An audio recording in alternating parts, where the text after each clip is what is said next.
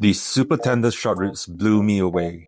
The other night, I went into the city to watch BB's concert and wanted to make the most of it by eating dinner close by, as well as to save some time. And what better way to enjoy a K-pop concert by having Korean Eumsik nearby the venue at Aotea Center before the show. It came down to two choices for me, Gangnam Station or Bongane, both of which has been around since my uni days about 20 years ago. That will probably tell you roughly how old I am. Funnily enough, I've only been to both restaurants only once or twice back then with friends, and they both didn't give me a strong, good impression of the food. They were reasonably tasty, but not tasty enough that I wanted to go back.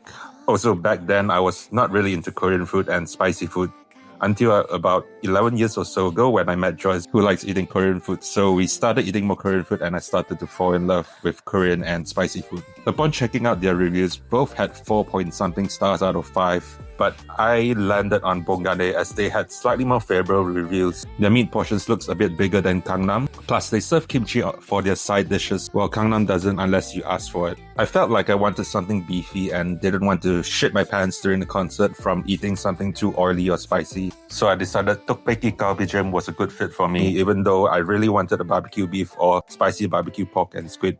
And boy, was I not expecting to be blown away by this simple yet full of flavor short rib stew.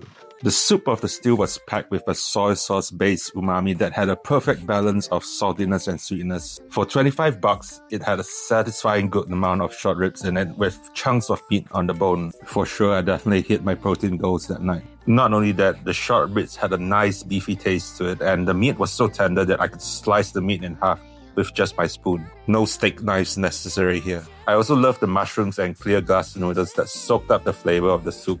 The tender carrots and potatoes and the soft chewy rice cakes that were included in the stew complemented the soup and the ribs very well too. But let's not forget the side dishes. 3 out of 4 of them tasted good to me, the fish cakes and kimchi being my favorite. The seasoned potatoes was just okay. It's been a long time since I last gave a full score, and I'm giving this galbijjim a well-deserved 10 out of 10. I'm definitely looking forward to try the other dishes when I come back. If you do know any other places with good galbijjims, feel free to let me know.